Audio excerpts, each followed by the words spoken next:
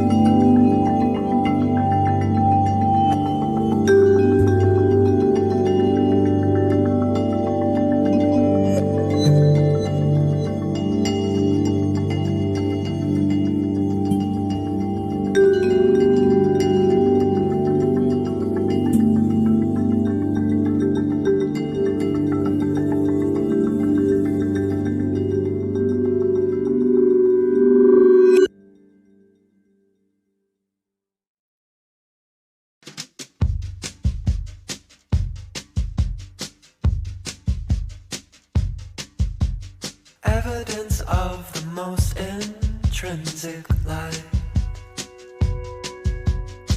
found in this view.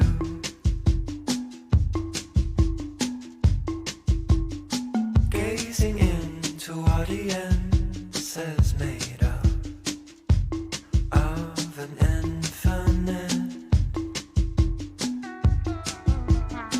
resembling. This is everything you've ever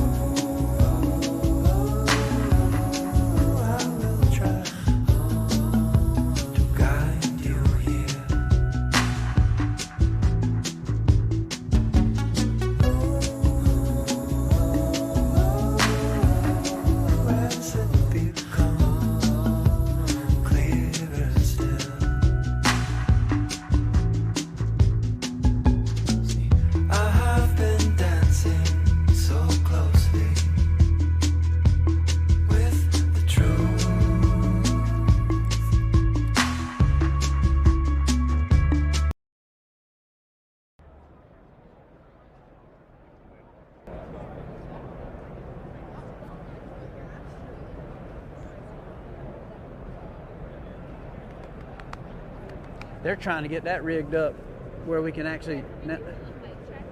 Yeah. Check. 1, 2. Check. What you got, Michael?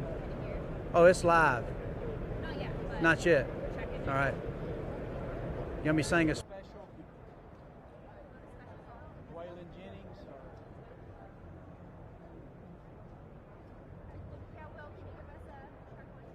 Check. 1, 2. Check. Whatever this stuff they got is now they can put it on the camera. Like we're gonna try to do a turkey hunt this year where we can stream it like live. That's cool. Kind of like the MLF, you know, the fish Yeah, shares. yeah. Which would be kind of fun. For sure. I guess I have to watch what I'm saying. Yeah, that.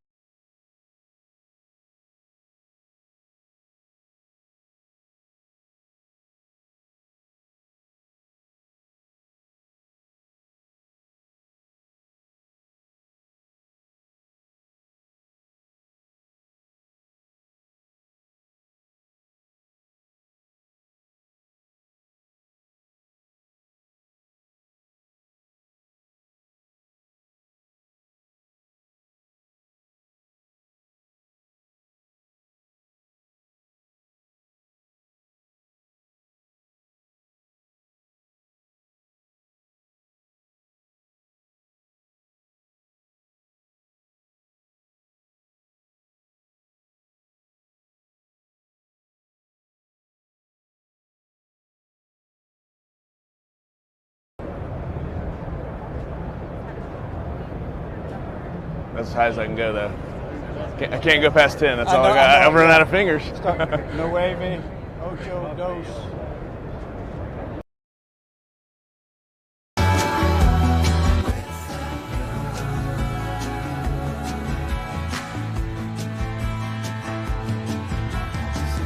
I've been dancing so closely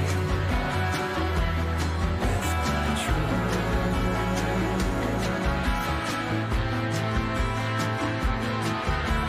I can feel its presence.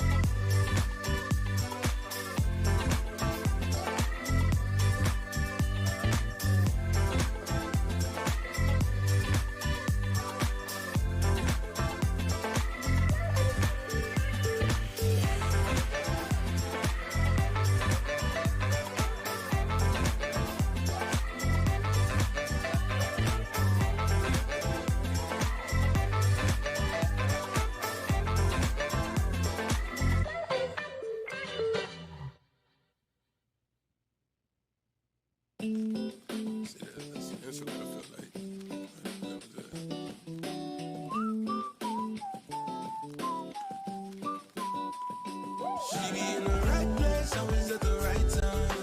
Looking like a dream worth chasing. No place to be in the nighttime.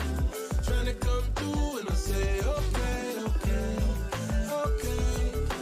What else I'ma say? Sucker for a pretty face, okay, okay. And she always get away when I say. Never help myself, pretty baby. She like 2020, always driving me crazy. She like spending money just as soon as I make it. Even with the drama, little mama, my favorite. She come with finesse and stutter steps, everything fresh to the death. She ain't gotta flex, she just say less. Come correct, I don't come at all. That girl done it all, run it all, window to the wall. Every time she call, it's a mission. It gon' be a trip, pay attention. I ain't even mad, she different. Just like sunlight in the distance, a little out of reach. Ready, paid for the way, 'cause the light I'm fine. reaches. Mutual arrangement. If for me and not as by myself, I wouldn't try. Every time I'm with it, it's Well, all right, for the first time ever, Will Taylor and I from Streamlight, we're the guinea pigs on this SHOT Show Live 2026 in Las Vegas, Nevada. So we're obviously going to talk about flashlights and Streamlight, little hunting adventures, but also we're proving to our wives that we're actually working. We're actually doing something. We're actually not just out here in Vegas having fun, so everybody can see it. So I do want to introduce my buddy, Will Taylor from Streamlight. Man, thank you for sitting down with us, buddy. Thanks for having me. Glad to be here. When I think of flashlights, literally, and this spawns back to, I remember Jackie Bushman years ago, he always had that Streamlight. Like all my hunting heroes had Streamlight flashlights. That was like the pinnacle. If you had a Streamlight, you were somebody. Like you could almost meet your new wife if you had a cool Streamlight, right? But how long you been with the company now? So I've been selling Streamlight a little over 12 years. I've been direct with Streamlight coming up on 5. Oh, right on, yeah, man. Since 2021. So. How do y'all keep innovating? Like, you know, you think about flashlights have been around forever, but you guys always have been on the cutting edge of having the coolest new hip flashlights. Yeah, so I got to give our engineers a lot of credit for that. I'm just a sales guy. They make my job a lot easier. But I think part of that comes from, you know, us as a company. We try to get that end user feedback and take the advice that our customers give us, and you know, try to produce something that people want and keep developing and keep growing and keep getting better and being on that cutting edge, like you said. What's something cool y'all got out that you're excited about right now? So let's see, we got some new stuff out. So we did kind of a redesign on our TLR3. It's a pistol light. Went back to the drawing board on that. Our engineers did a great job. It's a dual fuel, so you can use a lithium 123 or an SLB9 USB-C rechargeable battery. 500 lumen output. It's a polymer body. It's got steel jaws that are reversible, so it'll fit all kind of different guns. Anything you want to put it on, and it's a little bit more budget friendly. So you know, kind of targeting like the first time gun owner or somebody's not sure, unfamiliar with weapon lights maybe, and wants to kind of dip their toe in the water on that. Let's see what else we got. Some new handhelds out as well. We got the Wedge SL, which is a cool pocket light. It's 500 lumen high output, 100 lumen standard output, USB-C rechargeable. It's about the size of a carpenter's pencil, so it fits in your pocket real nice. Let's see. We've got some new rifle lights out as well, so we redesigned our ProTac rail mount 1. Like the ones that go on the Picatinny rail? Yep. So you can mount Picatinny or do an M-lock mount as well. Really, what a lot of our stuff's going towards dual fuel, so you can use, you know, maybe a AA, lithium 123, or SLB9. And the cool thing about the dual fuel is you've got the rechargeability on the SLB9, so you don't have to keep buying lithium batteries and pumping those things in there. You can recharge the battery, but if you need to, you can put non-rechargeable in there. So yeah, we redesigned the ProTac Rail Mount 1. Now it's the ProTac Rail Mount 1 LX. It's 850 lumens, up from 350.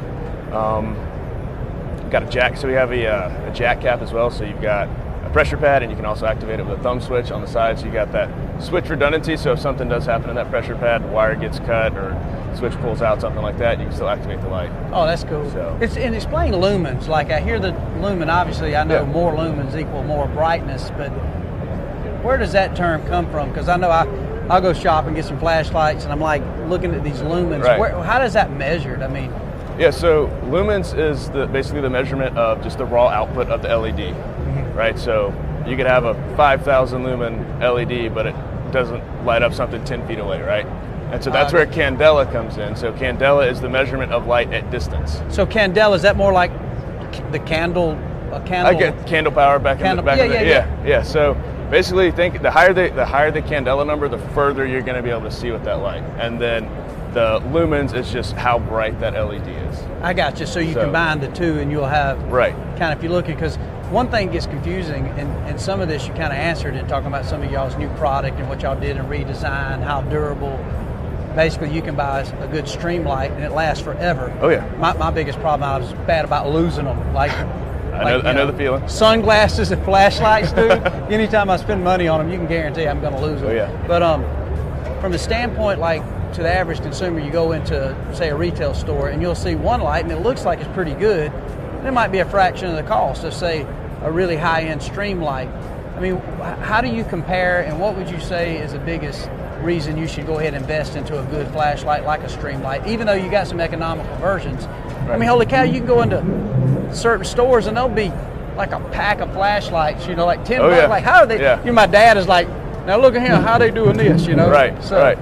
Yeah, like I said, so we try to manufacture, you know, quality, like professional duty grade type stuff, and we cover a variety of industries too. So everything from the industrial and automotive markets to military, law enforcement, fire, but also we're still a family-owned company and really pride ourselves on customer service. And so all of our products have a warranty, and so if they break, something happens, you can send it in, reach out to our warranty team, and we'll take care of you. And those guys are absolutely awesome. We really make sure we take care of our customers and want to make sure that you know, we do right by them. That's pretty awesome to hear. And one thing that I know from me, what's always made me invest into a Streamlight is the simple fact, when you look at the policemen and women and the military on these crazy missions, you know, you just expect that they would probably have a Streamlight on their Picatinny rail because they know it's going to light up, it's going to work, it takes a beating. Yeah. Where, you know, a lot of these flashlights you buy, they work good for a week or so, and you know, that's right. Drop your binocular case. I'm always now, you know, I'm always got them there, and like, man, this thing ain't working. It was just working, you know. Yeah, especially those professional end users like law enforcement, firefighters. When we're putting a product in their hand, you know, their life may depend on it at some point, and we, you know, pride ourselves on giving them a product that they can trust their life to. Yeah, and that's, to me, that's like one of the strongest selling points when you see somebody that's using, in this case, lumens to see a target, to save their life. For me, I'm just trying to get to a deer stand typically, or possibly blood trail a deer. You know, and so obviously, you know, you look at one, what's more important? Well, saving your life if you're in a situation in a tactical event. But, you know, much money as we put into hunting, like you was telling me a story, like you almost got a shot at a big buck. I mean, you know, evening time, you can put a shot on deer. I want to be able to see what I'm looking at, and I'm not the best blood trailer, but it seems like 90% of us hunters now pulling out literally our iPhone and trying to, you know, track a deer that we've pissed off our wives. We've been everywhere to try to chase this buck, and then we get down shot, and we don't even have a proper flashlight in our pack to look for it. Yeah, I have found blood trailing is definitely all the lumens. I like having all the lumens so you can see everything around you. Find that little tiny speck of blood and get back on the trail. And yeah, you know, like you said, it's not as serious as, you know, your life dependent on it. But, you know, being stuck in the woods in the dark also isn't fun. So no, that ain't you want to have a light that works when you need it to, especially if, you know, you're out west or, you know, miles and miles from the truck. You don't want to be stuck in the dark. Yeah, no doubt. It is kind of cool too, because one of my favorite things, especially about this, is getting a chance to talk to people that work for these brands that were iconic to me, you know, as a kid to even now, stuff I spent my money on. And when you find out the people behind the scenes that work for these companies, like you will, I mean, many of y'all guys, y'all are big hunters in the company. Obviously, y'all provide a lot of support for the policemen and women. The amount of philanthropy y'all do, just in not trying to get the light sold, y'all give away a lot of lights to make sure people have the proper situations. But so it's really cool. And I know before we leave, we only got a couple of minutes, man. So you was telling me about this big deer, man. Tell me that story, that big buck you had bedded on you. Yeah. So you didn't get to use your light to track him, I'm assuming. No, I did not. But it came in handy walking all the way back there to get the tree picked out. So just like big bucks seem to do, he came in from the wrong way, and then just seemed to, every step he took, just knew how to get right, just walk right around the shooting holes, shooting lanes. He managed to do that, and drew on him at 23 yards, and he was about to walk across the shooting lane, and it's like that sixth sense, man. He just stopped, took 2 steps up the ridge, and then crossed. So when he went across the little beach ball size hole I had to shoot through, just his legs crossed it. So obviously no shot there. So then I had to let down, and I thought he had walked off, and I grunted at him.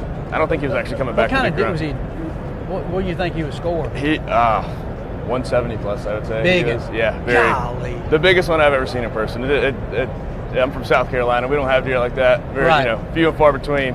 And I mean, it almost looked like AI or something. It blew my mind that he was that close. But yeah, so he actually ended up coming back, and I actually hung my bow up and texted my buddies like what was going on, and I heard him cough. He sounded like a person coughing. I thought there was somebody else in the woods with me. It sounded just like a person, and he came walking back down the ridge. He was about to step out at like 25 yards again. I drew, he stopped, and instead of coming down the ridge, he had, I guess, decided to just lay down. I think he was switching beds. The wind had been kind of weird that morning. I think he was switching beds or something, and wasn't rutting yet, which was kind of interesting. But yeah, then the good old wind swirled on me, and next thing I saw was him trotting off. But it was a cool experience, man. Just to be that close to one that big, like that was really cool, and looking forward to getting back up there next year. Maybe you catch up with him next year. And That's the right. moral of the story, reason I wanted Will to tell this story, if you get a Streamlight, when Will walked out of there that night, that's why Streamlight flashlights are waterproof, even from the tears that you're crying. That's right. And even cutting through the mist, it just cuts through, and you get back to his truck, and as you're pooting the blues, man. Yeah. But I tell you right now, them big bucks, they keep us going back out there. Oh, absolutely. Ain't nothing like it. I'm ready to get back out there again. Will, pleasure meeting you, brother. Michael, Appreciate you all too. y'all do, man. Thank you. Absolutely. Thank you so much. Really enjoyed it.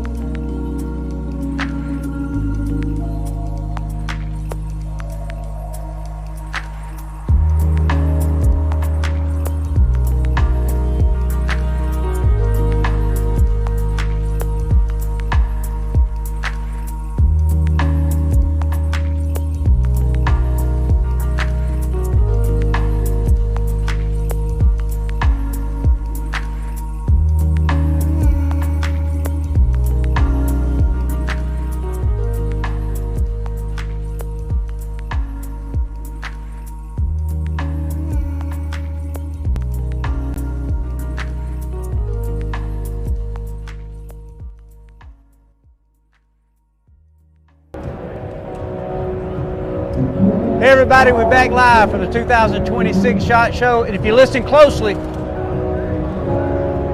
me and Chris Dolnack are sitting here.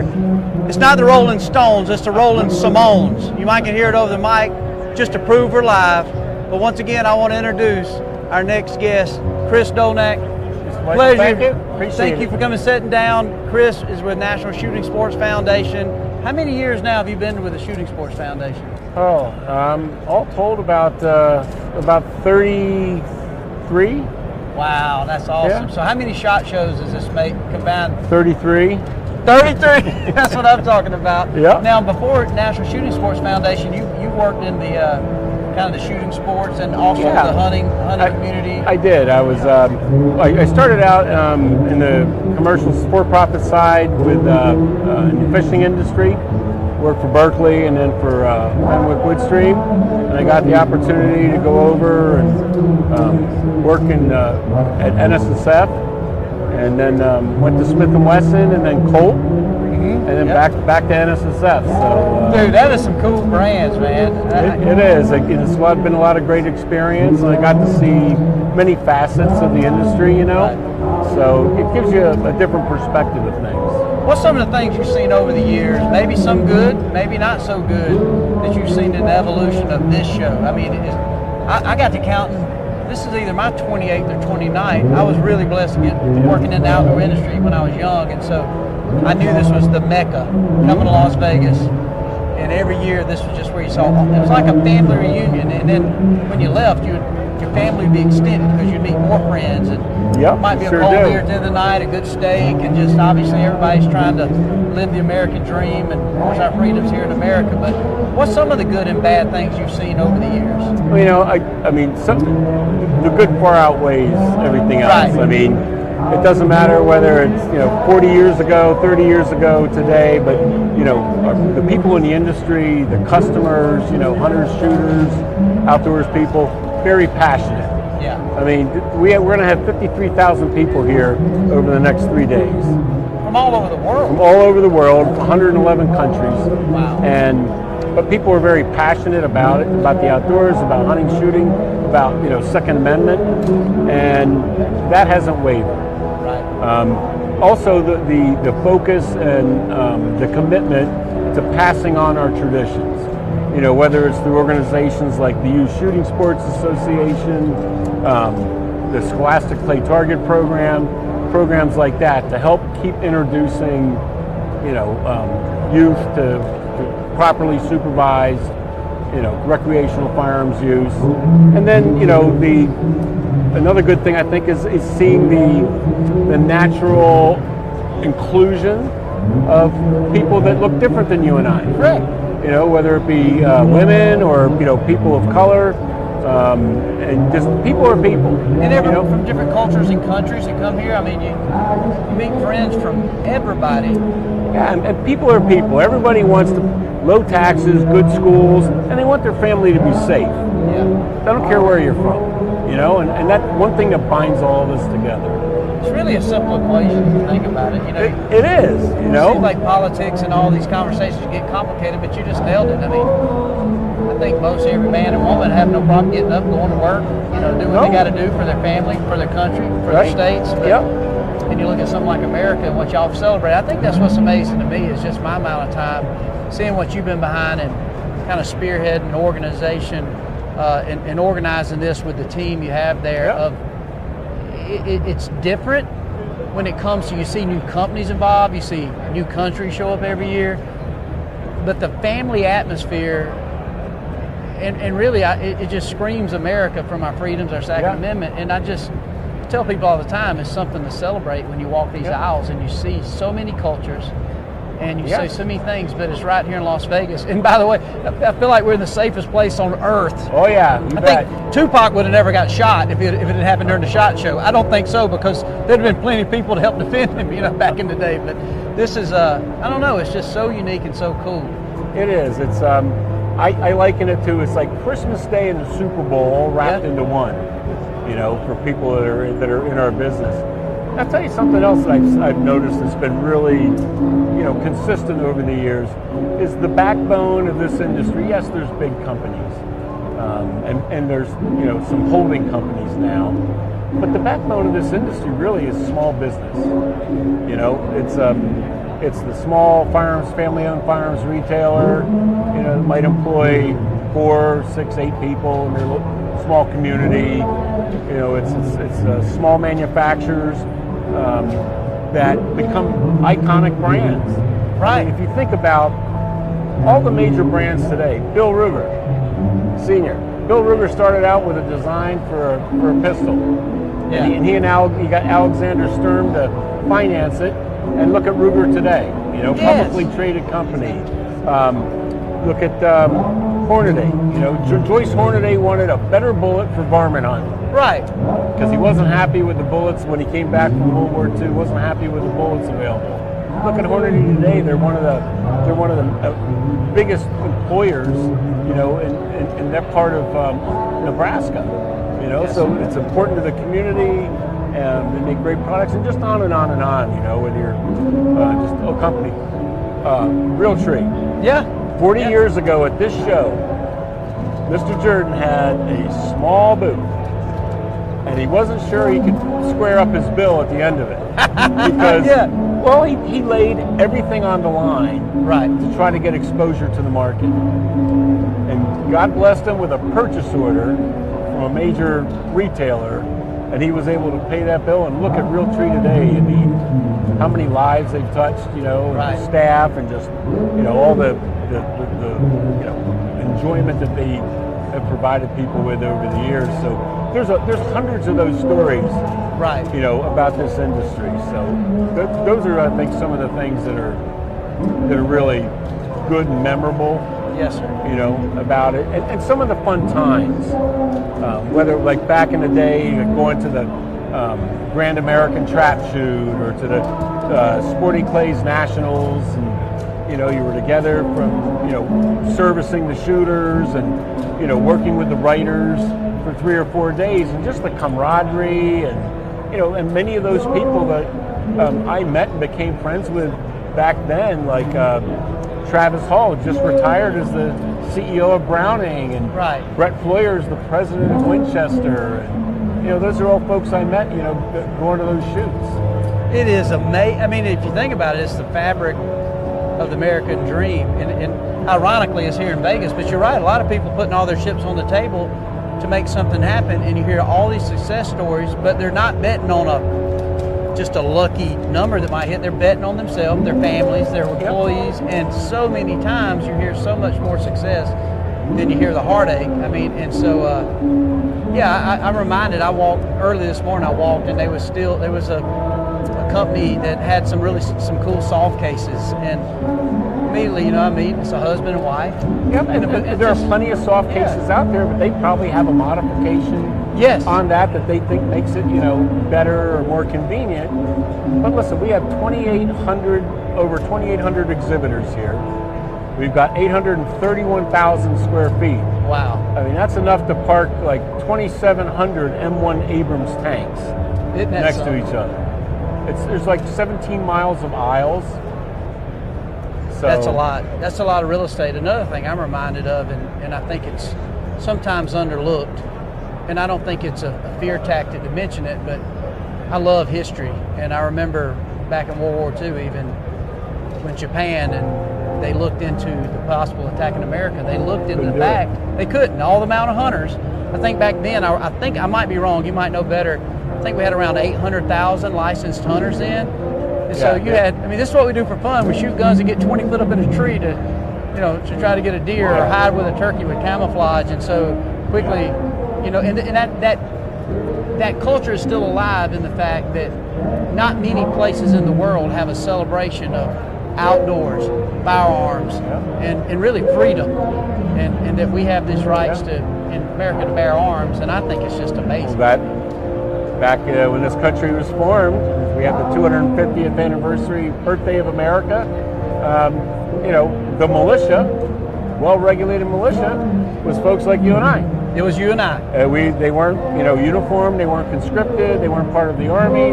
They didn't even have a continental army at that point. But that was the militia, and it is today. It is amazing, and a lot of times that gets overlooked. And I've always loved looking at history and what America's founded on, and you look at that, all the amendments are important, but that Second Amendment, it's loud and proud right here, right Well, there's now. a reason why it was number 2. It was number 2. To make sure that number 1 happened. That's very true. And still happens today. Yep. And if you look at it, that's the number, those 2 amendments are the first ones that, however it might be, that's the one sometimes they want to eliminate. Because if you do away those 2, there's no way to enforce the rest. Well, we wouldn't have this country today if the citizenry, the militia, hadn't owned firearms, and they mostly had it for subsistence, Yeah. so they could feed their families. Oh, no doubt. Right, because you weren't going to a ShopRite and buying a 3-pound pack of ground beef.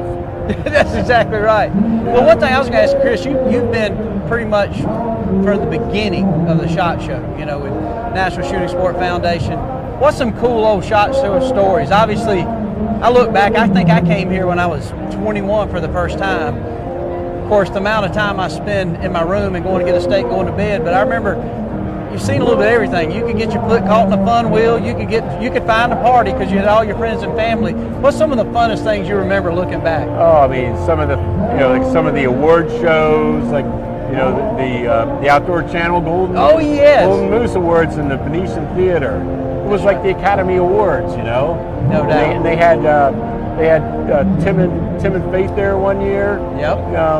Performing some of the receptions. For the buyers and media, Glock used to have a black tie affair, and other companies would have like a themed reception, and just get everybody together, and really a lot of camaraderie, even though there's a lot of competition. Right. But if you've been in this industry for any length of time, chances are you for one reason or another you've changed jobs. Right. And you find that it's the same people, Yes.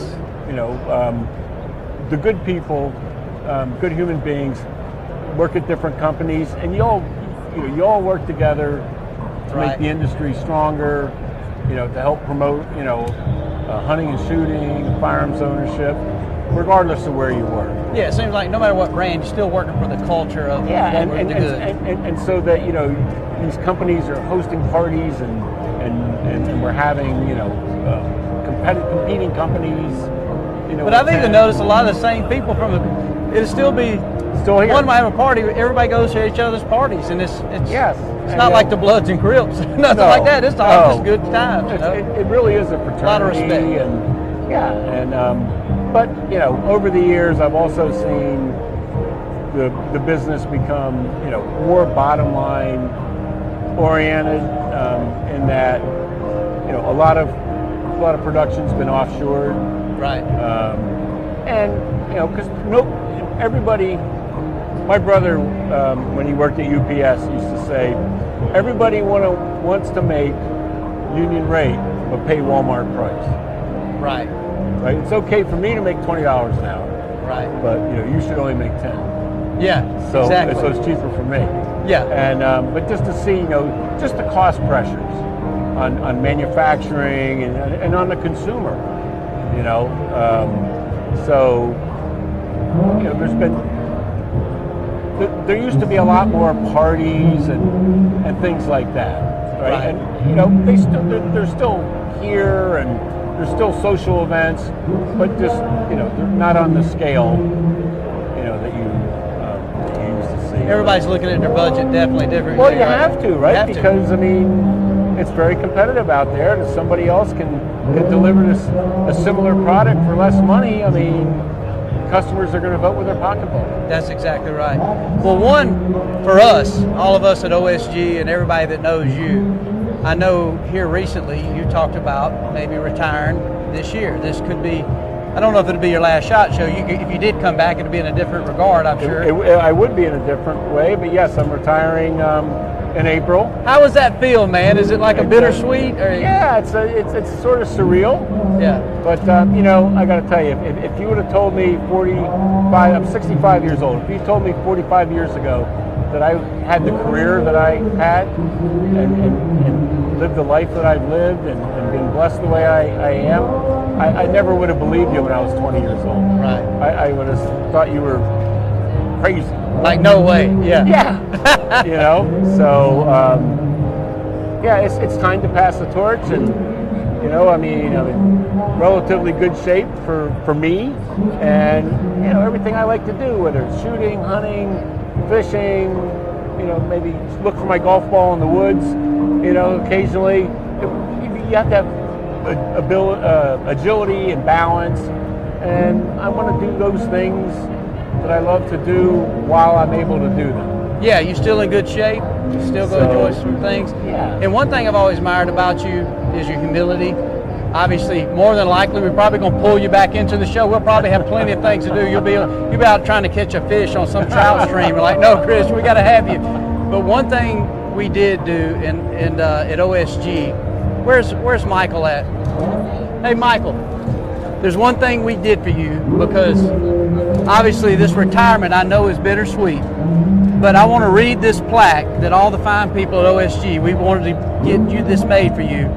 And it says, Lifetime Achievement Award presented to Chris Dolnak for outstanding contributions in the outdoor industry. I just want to make sure you know, from all of our team here at OSG, man, we appreciate all you've done, all your efforts, all your hard work, time away from your family, all of your leadership.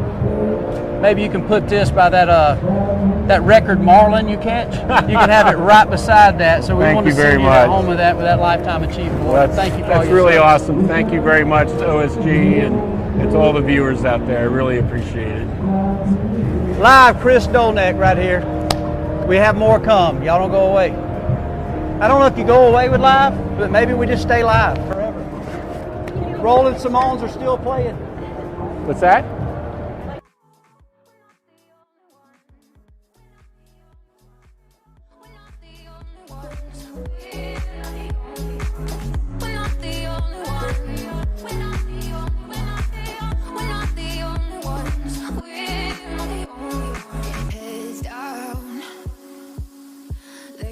Just shake the ground. Oh, it's like this. It will fill the air around. Oh, I'm not asleep or awake. I won't let the future escape.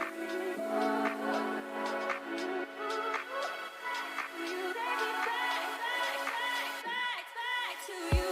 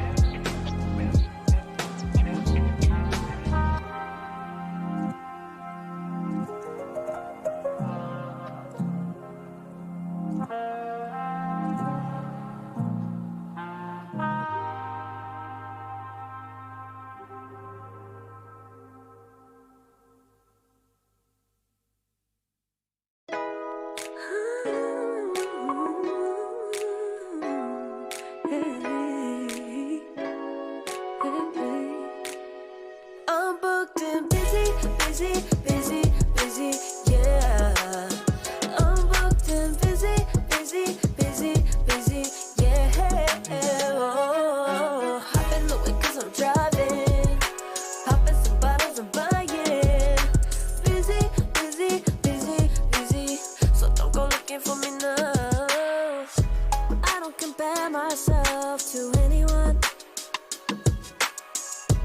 I was sad to each his own. I don't stay up on the drama, no way. Don't fill me in, cause I couldn't care less. No ice on my neck, I'm keeping it cool. I don't need a flex, don't need a flex, no. I gotta keep it low key, hustle on high, vibing on finer things, yeah. Gotta keep it low key, mind on glass, half full kind of thing. I'm booked and busy, busy, busy, busy, yeah. I'm booked and busy, busy, busy, busy, yeah. Hopping the whip 'cause I'm driving, popping some bottles and buying. Busy, busy, busy, busy, so don't go looking for me now.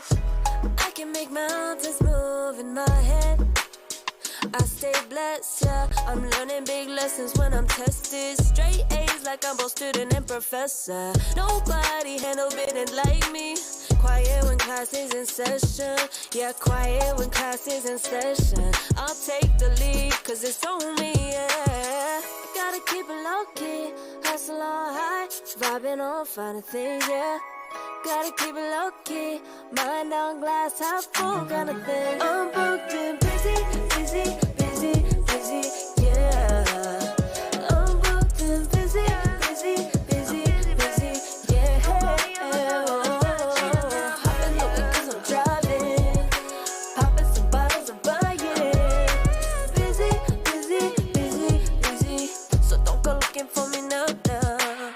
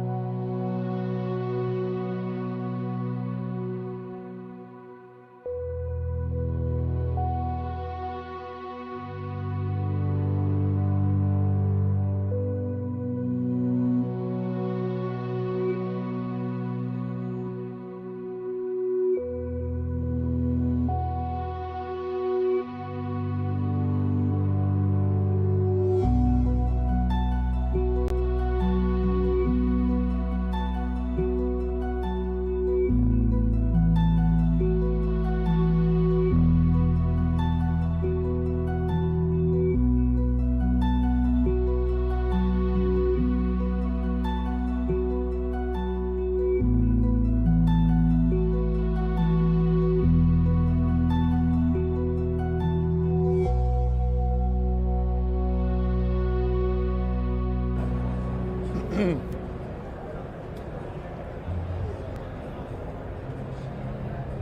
right, our next guest, I'm excited to talk with Tommy Floyd here with NASP.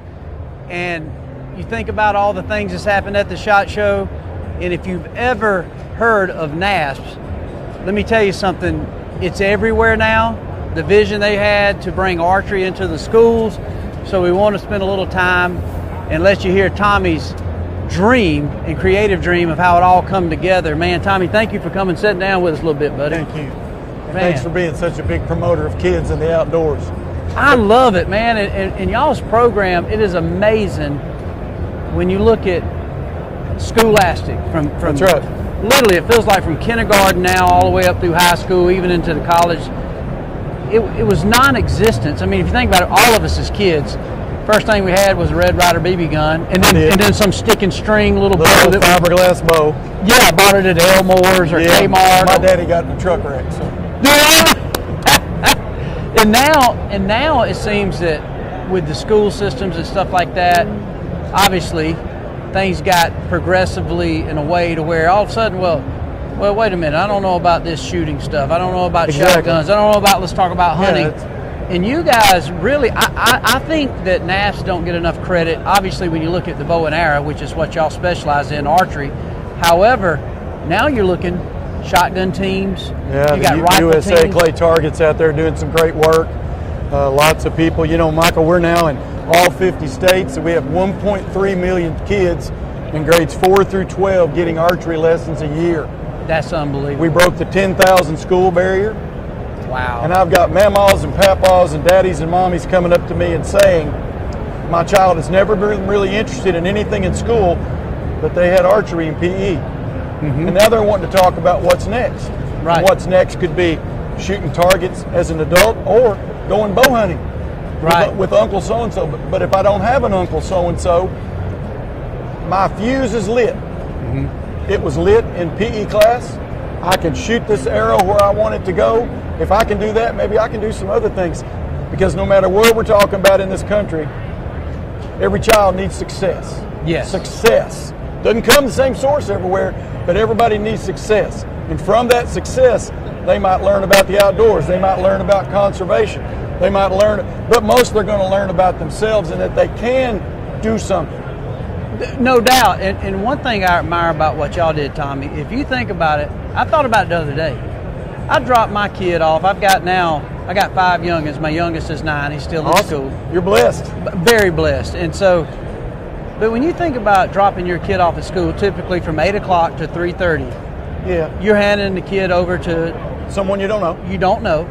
And so many times we don't get involved or even get a say-so in the curriculum. Right. And so what you did, I thought was groundbreaking in the fact that way you was there. I mean, yeah, you can play football, baseball, there's wrestling. Right. But again, I got a 9-year-old, he played baseball, but all he wants to do is shoot his bow, go hunting, and ride a dirt bike. I think there's some genetics involved. It might be some genetics. Might be. He might have got it naturally. But what was your thought process in getting that going? You know, originally in 2001 and a half, 2002, it was just supposed to start out to be a middle school shootings program. Mm-hmm. Well, you know, you're 10, 11, 12 years old. That's hard enough. Right. No matter boy or girl, it's hard enough. That's a tough age span right there, yeah. You're trying to form who you are. And you walk in that gym one day, and here's what happens. PE teacher says, hey, instead of playing kickball today, we're going to shoot the bow. Mm-hmm. You don't know how to shoot a bow. So you look around, and the teacher teaches you the 11 steps of NAS, the National Archery in Schools program. And first group of arrows, it's not too bad. Right. Second group of arrows, it's pretty good. Third group of arrows, you know, did you all see where I shot my arrows? Yeah. So what happens in that day? That child goes to lunch and all their buddies are sitting around the table and they say, we're shooting archery in PE. Yeah. So they're like, okay, so we're all ready to go. They get on the bus. Hey, we shot archery in PE. Hey, my arrows went where they want. Roll down the road 2 months. School announces it's going to have an archery team. I'm going to get on the archery team. I'm going to have to get a ride to school because I don't have a dad, or I don't have a mom, or I've got a stepdad or a foster parent, or my grandparents are raising me. NAS doesn't care about any of that. The school owns the equipment, so it doesn't matter whether your daddy's a gajillionaire or whether he's struggling. Right. or if he is. Right. You're going to shoot the same equipment. You've got the same opportunity. So what happens along the way is this child, boy or girl, in this elementary, middle, or high school starts shooting on the archery team. They get to go to another gym somewhere on the school bus. They've never ridden a school bus, Michael, to somewhere else to represent, and they put on a shirt that's their school-colored shirt. Right. Probably I've been with NASP a long time. I joined in 2003. I was a high school principal. Mm-hmm. I spent 30 years in public school. Every child needs to have some success. Yes. Not everybody can sing. Not everybody can run the kickoff back. Not everybody's going to play in the band. But that bow doesn't care. No, that don't. bow's not going to reach everybody. Right. But for the ones it reaches, doors start opening. They start opening inside. They start opening outside. Mamas, papas, foster parents stop us at tournaments and say, hey, my child is so excited about archery. How can I get more? And then you've got the SHOT Show and ATA and all these places. Right. All these people care about wild places and wild things. They're glad to help these children with the next step. And they watch people like you on television and on social media, and you say good, wholesome things. You show them how it should be done. You do some really great work with that bow. And they think, I want to be like him. And that, I think we had this talk once before. You've got an opportunity to be that role model, and everybody that cares about shooting sports and conservation and kids, programs like NASP are a great way to get involved. Well, y'all have done a phenomenal job, and you're right when it comes. I didn't even realize the history of you being a high school principal or a principal in a school, because when you think about it, you know, we all grew up playing baseball and football, and man, boy, we struggled. I realized I was fat and slow, but I was fighting hard to get on the team, right? Yeah, yes, sir. But then I remember even like turkey calling and even archery. I mean, I always played sports, but man, all of a sudden, for me, it hit like, wait a minute. This is my thing. I had to work at it. Yeah, but it yeah, had you a did work at it. It had a natural fit to it. Yes, you did. And so you're right, that same kid who maybe wasn't quite fast enough to be on the soccer team, maybe wasn't quite big enough to be on the, you know, a linebacker for the high school football team, but he can go in now. He's taking that bow and potentially beating the quarterback, and he's like, wait a minute, I just found I found a call. And his team trophy sits in the same trophy case as the football trophy. That's exactly right. And therefore, the archery trophy to him or her, when they bring their parents up there to school on school night, parent night, look, Mom, look, Dad, look, Mama, look, Papa, there's our trophy. You know, we measure how the kids feel about archery, how it makes them feel. We just had a survey. We have 1.3 million kids. We've had 24, almost 25 million kids in the program since we started. Wow. We ask them how it makes them feel. Well, they say it gives them more confidence and it gives them more focus. And we all know that telephones are not doing a great thing for kids' attention span right now. No, they're not. Especially if you're driving on the road and they're all driving right That's here. true. It opens doors to how they feel about themselves. Because I think, like you were talking about when you first started, and I watched you get started because you're awesome at what you do, they find that thing and they want more. Mm-hmm. They come to a place like an archery tournament, like a NASP tournament, a local tournament. There's people there that are outdoors people, outdoors men, outdoors women. They may be great at what they do, but they open that door for that kid, all because our program takes away poverty, takes away wealth advantage. It's the same bow, the same arrow. The kid comes out and can't stop talking. I've seen kids who just about won't look you in the eye, that you can't shut them up. They're just so fired up. And mamas too. Yeah. Because we can't discount the value of mamas being proud of their children. And that's, we all want that for our children. That's the great thing about our country, is we provide opportunities for kids to find success. NASP is doing that in 50 states now, 10 provinces in Canada and 2 foreign countries. It isn't about anything I'm doing. We got all these state coordinators, we got all these teachers, all these principals, all these bus drivers, cooks, custodians, they're all about it. All these parent volunteers. Almost 118,000 people have become archery instructors for our program. You know, we're going to have a tournament here in May. There'll be 16,000 boys and girls in 3 days shoot bullseye and 3D archery in Louisville. Awesome. Oh, it's awesome. It's awesome. And how, like, you know, when it comes to somebody might be listening, could be a parent, could be somebody that's a school teacher. What's the easiest way if you want to get NASP involved in your school? Is there a website? Great question. Yeah. Yes, our website is NASP Schools, NASP Schools, NASP.org, and there's how to bring NASP to my school. So what I would say is, if you're a parent or if you're just an outdoors person, you say, man, I love archery and I would love to bring archery and kids together, NASP is a great, safe way to do that. I didn't tell you this, but since 2002, we have an unblemished safety record. We've never had a serious issue with 24.7 million kids. Maybe you just want to talk to your local school. If they'll get on our website, naspschools.org, I'm on there. My email's on there, info@NASP School. They get a hold of me, I'll get them hooked up with their state coordinator. We'll get them connected. And the best thing, Michael, we've got some tremendous sponsors that are here. Mm-hmm. They get behind our kids. $5.4 million in scholarships thus far we've given to kids for post-secondary. But they give funds to help us grow the program with grants. Right. So we help offset the cost of the equipment for the school. Doesn't matter what school. We'll help you get your equipment. Well, that was my next question. You ever had any problems where maybe it's a possible, call it more liberal school that's like, I don't know about this? Or for the most part, has it been pretty solid from the little country school to the maybe we're school right in the middle great of LA question. possibly? Urban, rural, suburban, great story. Yeah. I knew of a lady once who said, we don't want this archery thing to happen. Oh, they're just going to try to make our kids into bow hunters. A year later, she came before the school board and asked for the funding and the permission for the archery team to travel to a 3D shoot. You know what the difference was? What's that? Between the start and that end of that year, her son had found archery. He came home every day and said, Mom, I love what archery does. I love my teammates. I love my coach. I got to turn in good grades. I got to behave at school. Mom likes that. Mom, I like this archery thing. How many parents do we have that wouldn't get behind what their kids are excited about? Can't think of any. This lady changed 180 degrees because her child got excited about archery. Michael, I see that happen all across the country. I get emails about it. That was such a good thing. With an unblemished safety record, we have no effect on insurance for the school. We don't hurt the school facility. It's safe for the children. We have a much lower cost for the school than soccer and football. The time you pay for knees and shoulders and things that kids break. Archery doesn't do that. And they don't have their safety record ain't blemished. I believe their safety record's a little blemished. It's a little blemished, exactly. It is amazing, man, because, for me, growing up, kind of as an 80s kid,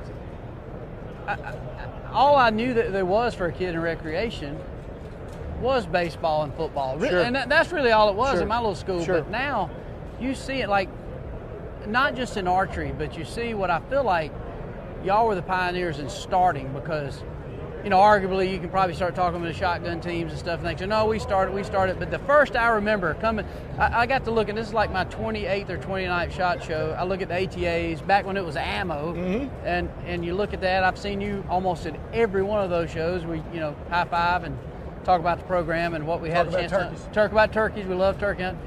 But overall, there weren't things like that when we were kids. Now, we grew up rural, and so we did have we had an uncle. We had a dad, we had a granddad that maybe showed us how I had a school teacher.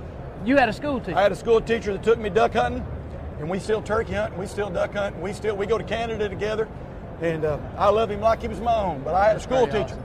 That's pretty And awesome. he's about to turn 78.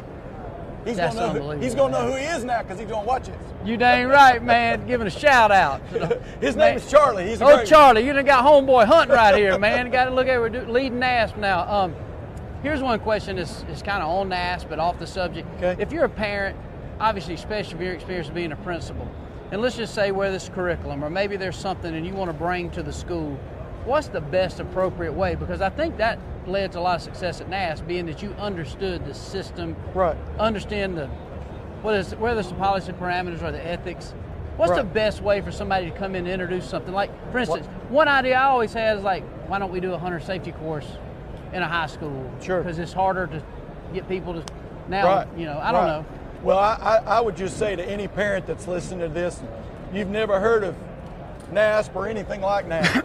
Number one, I'd say, I don't care what your kid tells you. They like it when the program's over, when they look up over the crowd and there's your head. Yep. They like the fact that you cared enough. So first thing I would say is get yourself involved. Go up there to the school, like you were saying earlier. Not everybody goes to parent meetings. Go to the parent meetings. Talk to the teacher. Find out if the teacher's teaching what you think they're teaching. Right. Find out if what's going on at the school is what you think. But get involved. What happens with our program is the PE program turns into an after school. The after school decides to have a competitive team. The competitive team, it costs money to go places. Diesel fuel and hot dogs and chips when they get there. Get involved. A lot of schools form booster groups. A lot of schools, they have parent organizations. The bottom line, regardless of what we're talking about, the most important job you're going to have is your child.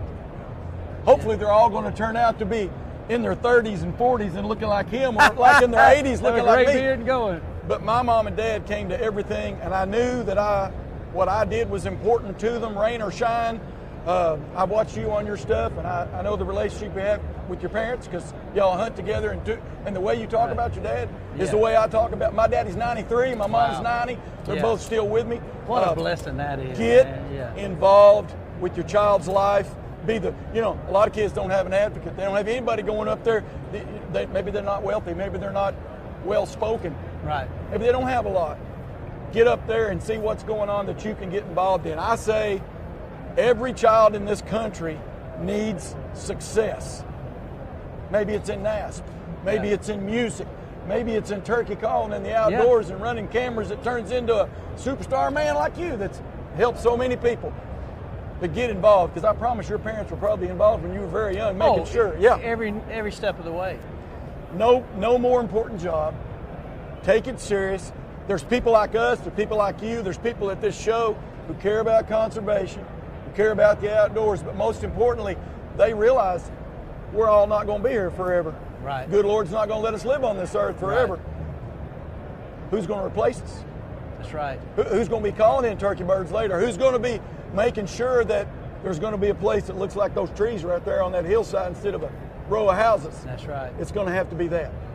Well, there's definitely a lot more. I mean, even just hearing those words and even inspire me, it makes you want to leave here and just walk into my kid's school like, hey, we're going to shoot our bows, There you go. But I look, and you guys are so humble about what y'all created in the 2000s, before we close it out. But I remember my son Mason, who's now 25, he's working with us at Bone That's Collector. awesome. But he got a fishing scholarship. Okay. But I feel like I look back on that, a lot of these programs, and they're all outdoor based, so I'm very tickled they are, but a lot of that started with what y'all started in the NAS program, to where obviously there's scholarships given out, there's people that's professionals. I mean, you look at these people like Levi Morgan, and there's a ton of these young guns. They're great with kids. I've seen them. They are. They're humble. They want to give back.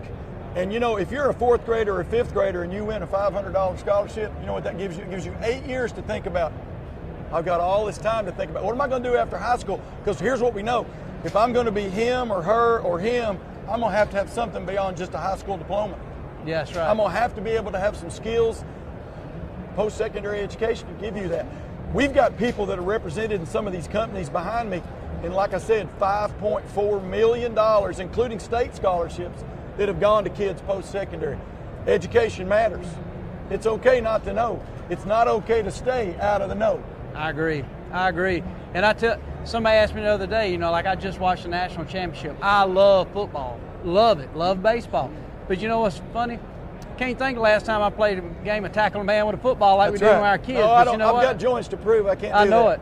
But I shot my bow with my dad, who's now 73, who used to be drawing 100 pounds. Now he's literally out there shooting his wife's bow. There you go. I was laughing, but I was thinking, thank God that you still we can can get out there and shoot our bows. And so anyway, I rode in the truck with my mom and dad to the deer processor the other day, and we were talking about turkeys I brought home or deer I brought home, and they're in their 90s. That outdoors, they were more than comfortable with my outdoor pursuits from age 9 to now. And no matter what happens, I'm now taking my nephew, I'm taking kids in the neighborhood, I take kids turkey hunting every spring. They want to know every detail. They don't want me to get up until I've told them. Family matters, doesn't it? No, it matters, everything. And if you're somebody's family, that's important. You dang right. Tommy, thank you for joining us. Thank you. Y'all check out NAS. Man, I'm telling you, it's amazing. If you don't have it close to you or you've never heard of it, go to the website, check it out, because I promise you, man, great things are happening out there. These young men and women are shooting bows.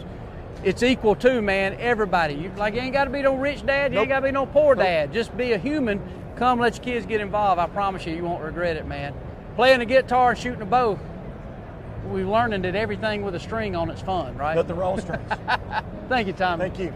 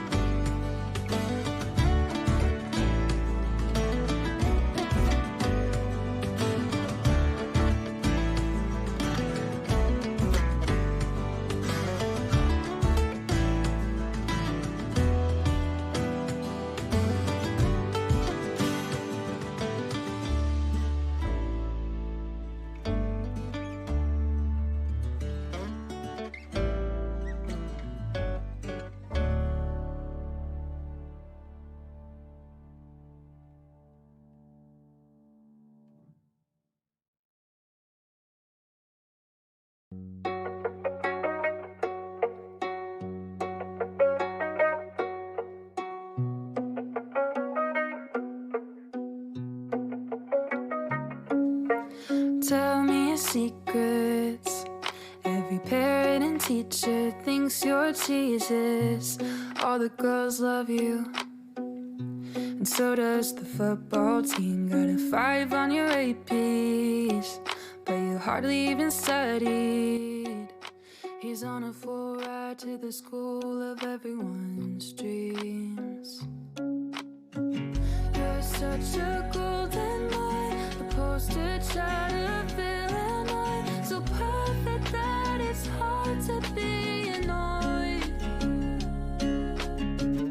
You live the easy life, so smart but won't pick a fight. You make me question if I do anything right. Golden boy,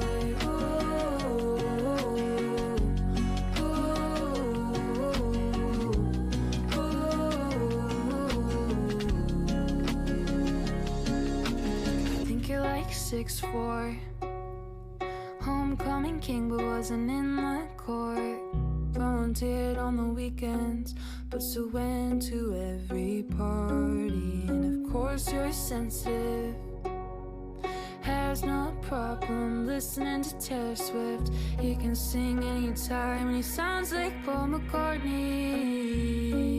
You're such a golden boy, the poster child of Illinois. So perfect that it's hard to be annoyed.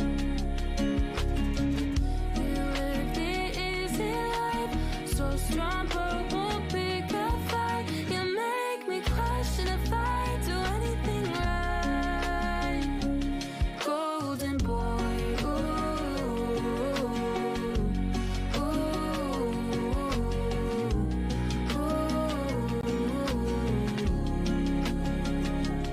golden boy,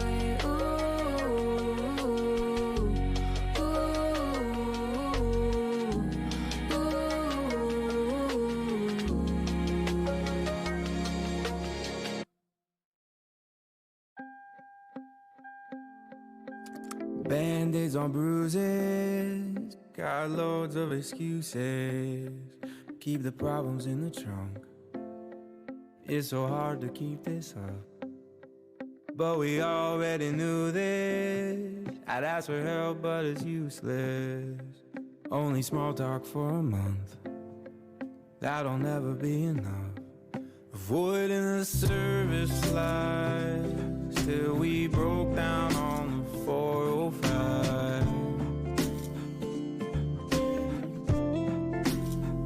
Gotta say I'm not surprised, but I didn't think it'd be tonight. I called the tow truck, you called your mom. She picked you up and took you home. She said there's no use, yeah, avoiding the service lights till you told me you don't wanna fight. So I break down on the 405.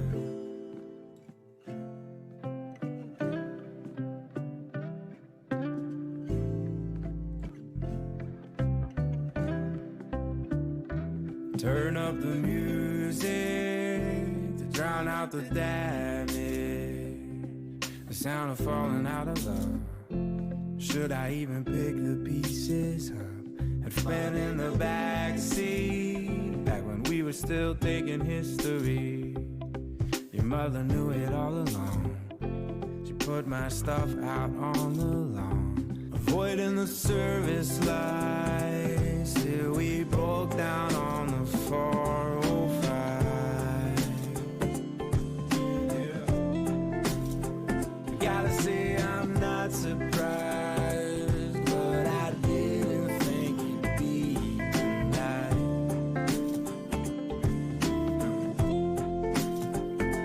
I called the tow truck, you called your mom. She picks you up and takes you home. She said there's no use,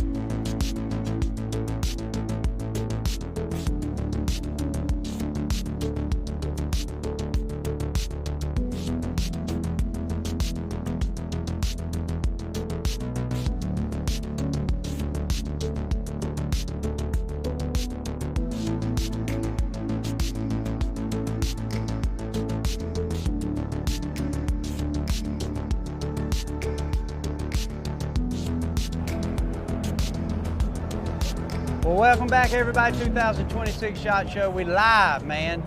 Just like the national championships, that we're talking to even cooler people, man. My buddy Vance Oliver with Benchmade Knives.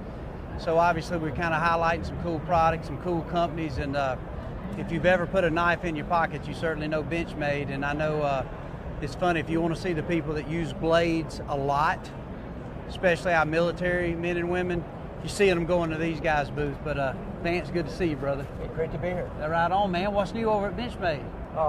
And this year we've got a lot of new stuff. Expansion of our SOC-P program. You know, you mentioned the military, so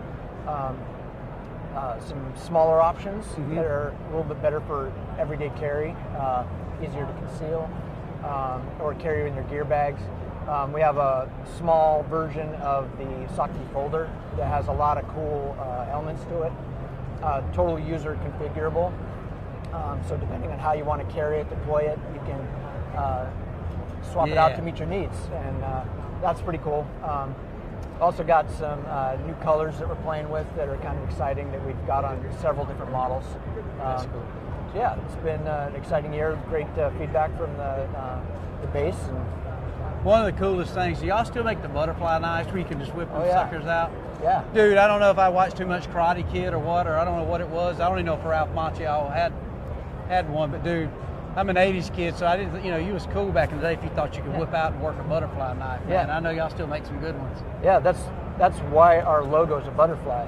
Is the butterfly knife? Yeah, a lot of people don't realize. I didn't know that. Yeah, it's like, why you're a knife company and you do tactical knives and hunt knives and all that stuff. Why do you have a logo that's a butterfly? It's because our founder is Filipino heritage. Yeah. And he wanted to make a quality butterfly knife because you couldn't get them, and so he made one, and that started the whole company, and that's why our logo is a butterfly. I did not know that. I've known Benchmade. Like I said, I was one of the first things we ever did for Bone Collector. I had some knives made up for my friends that I could give away, just a quality good gift, because like we all got buddies. Yeah. What do you give our buddies that maybe they don't have? In this case, a lot of them did have the Benchmade knives, but I did not realize that. I just knew what's funny is you're right, because all the butterfly knives that I had when I was a kid, they were all cheap little. Yeah.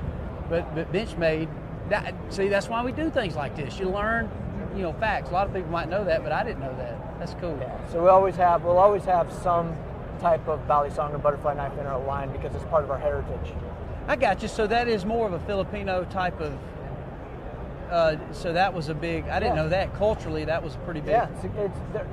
Honestly, balisong. Everybody thinks about martial arts, but they're an unbelievably practical utility knife.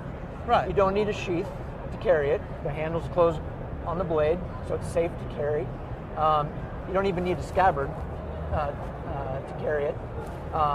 When it's opened, it's effectively a folding fixed blade. There's no mechanism to fail. So if it's in your hand, it's locked. It's locked unless you lose your grip. But if you've lost your grip, the knife's not in your hands to cut you. So it's actually really practical and safe. And so whether you're working in the fields or whatever utility, they're just a great utility. Quick knife. opening, just and they're you really want fun you to get good play at. with. Yeah. Yeah, and that's all always ever done. I just thought it'd been cool to try to meet a girl in middle school, whipping that thing around, and I never was any good at it.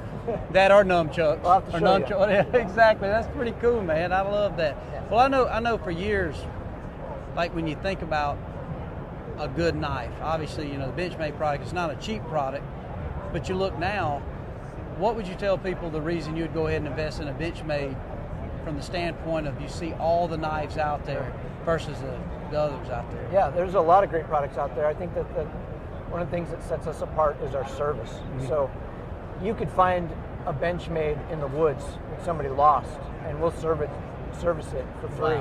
Wow.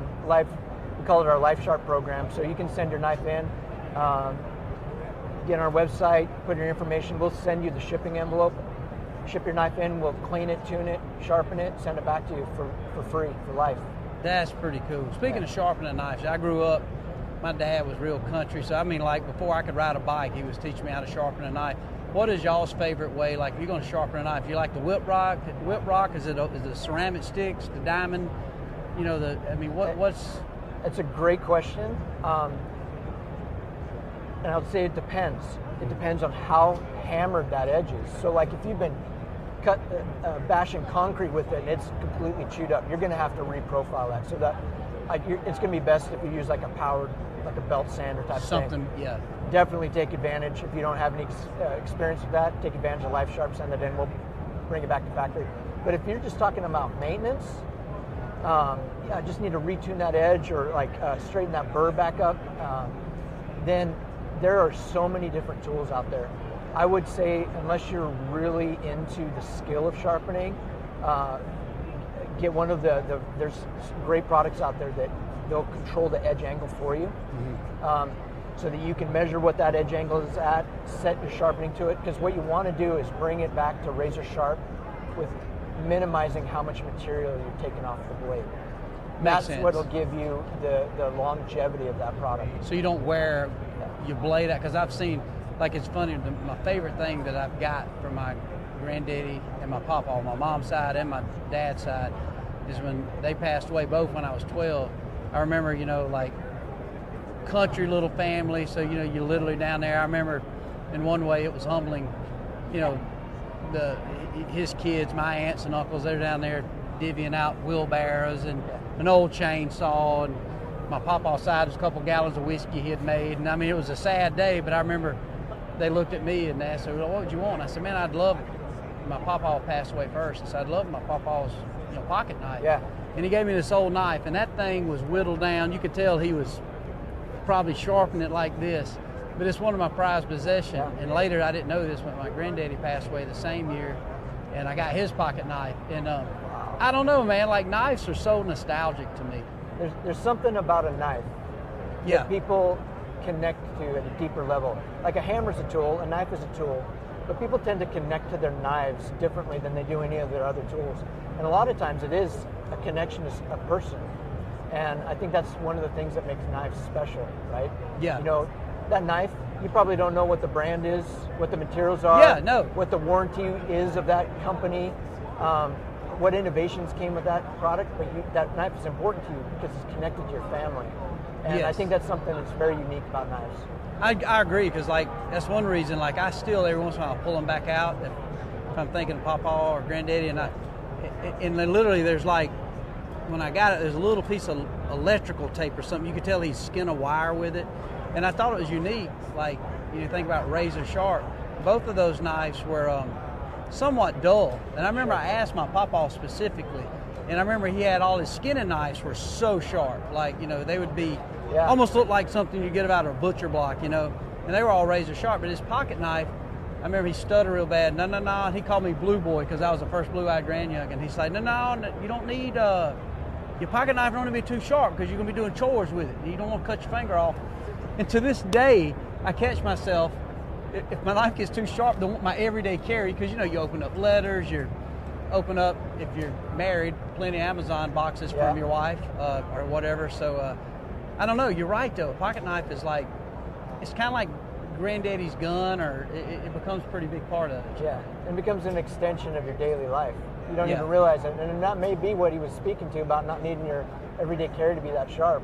Because you will use it without even thinking about it. Right. And now if you're not intentional about it and it's super sharp, that's how you could get Yeah, injured, 'cause right? you're like, well, Benchmade worse. Like, I used to have a thumb. I cut it off here. But I hear that saying a lot of times. Like, I've heard people that get a really nice knife, specifically even a Benchmade, and the metal is so solid and good that if you don't keep that edge on it, obviously it takes a long time to get a good knife dull, but you're better to kind of keep them whipped into shape, I would assume. It is always better to maintain your edge than to re-edge your blade. Makes and sense. So oftentimes, especially with the modern blade steels, typically what's just happening is you're just rolling the edge a little bit, ever so slightly. So just stropping it or taking it to a ceramic rod is all you need to do to get that edge recentered, and it'll be razor sharp again. It's when you neglect that edge and you abuse it and it starts to chip, or you've really got flats on it that you can see, and when you're rolling it in the light, now you got to put a lot more effort into it. And the modern blade steels are so wear resistant. They're like a traditional like stone. It becomes really challenging, and if you don't have the skills or experience to do that, you can actually damage the edge. Mess the integrity yeah, up mess of it your up. knife, And then you got to right. send it in, then we got to re-grind it. Now you've lost a little bit of that material. A little blade or the shape, because that was one thing too. Talking to Mr. Darby, I remember everybody's kind of uniquely likes a different blade as far as whatever they're doing. Yeah. The military guy's looking for a certain knife versus maybe the guy that's on the mountain that's looking to pack light and maybe is trying to work up an elk or whatever. And so you're right. I found every time I've ever tried to go in and get too aggressive, you just completely mess up the integrity of the angle of that blade that was well thought out. It's important to, just like any tool, take care of it and it'll take care of you. And if you abuse it, okay, it'll still work for you, but you've compromised the... Dude, talking about knives, I heard the coolest story. We were hunting in Mississippi, and everybody's heard the Bowie knife, right? Yeah, oh yeah. And I don't even know if you heard this story, and I did not know it, but in Mississippi, where they redesigned the river, I forget what year, but it's like 1900s. Corps engineers kind of rerouted the Mississippi River, and so on that island was where James Bowie killed a guy with the Bowie knife. Oh yeah. And so, and I'm assuming the Bowie knife is kind of like the old Rambo, kind of like you think about, with the with the compass and all this stuff. And so I was like, oh yeah, the Bowie knife. You kind of understand that blade design and what it looks like. And come to find out, I went on a deep dive, and I knew some local guys in Mississippi. I was talking about that and talking about marketing. The guy told me, he said, listen, a lot of people don't know this, but that Bowie knife, he killed a couple people with this knife in some kind of fight, right? His brother, so James Bowie, or is it Jim Bowie? Yeah, Jim Bowie he went to jail, I guess, and then come to find out that the knife he killed people with was just a standard, like a kitchen knife. And his brother was smart enough to say, wait a minute, because everybody's like, dude, he had this big blade and he killed those guys with it or whatever. And his brother kind of designed this gnarly looking cool knife, which obviously does have some practical. Sure. But I didn't know that. I was looking at my old Rambo knife different, like, dude, it was just a kitchen knife. So it kind of like, holy cow, his brother, how many much money did his brother make on the idea of his brother and the folklore of that. Yeah. So, but before we go, so a lot of the steels, if you were looking to buy a Benchmade, there's so many different directions you can go as far as the steel, the handles. I know y'all can custom about anything. Yeah, this question I think relates to when somebody asks me like, what's the best knife or which one? I always ask, what are you going to use it for? Like, how are you going to use it? That answers the question. If you're just going to be opening Amazon boxes, you can't go wrong. If you like to resharpen your own knives, I might lead you in a different direction. And so understanding how you're going to use it, do you need high wear resistance, or are you more going to be in an environment where corrosion resistance is a more important feature? Well, I might lead you away from the tool steels then. That's why we offer such a variety of steels and blade shapes and all that stuff, because everybody's unique use case is a little bit different, and how they want to use the knife. Some blade steels, some blade styles are going to be a little bit better for what they want. And then it comes down to just personal preference. Right. What are you going to be doing with it? Yeah. It's amazing, like you see a lot of the knives, now versus, seem like, obviously still got a bunch of nice care on scabbards, but I know even me elk hunting sometimes, just a good knife, a good blade that you can kind of get in there and do work. It's amazing what you can do on some big game just with a solid pocket knife. Yeah, for sure. If you take care of it, it'll take care of you for many years. That's what I was talking about too, right before you come up. Benchmade makes a good knife is when you lose it and you're freaking depressed and sad. I don't know what it is. Every time I invest in a good knife or a good pair of sunglasses, we was laughing. That's the ones I always scratch or I lose it. I don't know how many. Somebody's probably sent one of the Benchmades I've had, sent it back to you guys and found it, probably hit that left it on some mountain, preparing an elk. So it's crazy. Could be. But I appreciate you coming by, absolutely, Vance. man. It's been Man, great congratulations on y'all's many years of business. thank and you. Tell you, man, great brand, great company. I know a lot of the guys that work over there, and just, man, every time you go over there, feel like a family reunion. Yeah. So welcoming, and I love having you over there. no doubt, man. Part of the cool thing about doing things like this, people hear the brands, they hear the products, but very rarely get to see some of the faces behind the scenes. And so, man, y'all got a cool family unit over there. Make some damn good knives for sure. It's a lot of fun. Well, thanks for coming by, Awesome. man. Yeah. Yes, sir. You take Appreciate care. it, man. Have a good shot show. Okay, take care. Right on.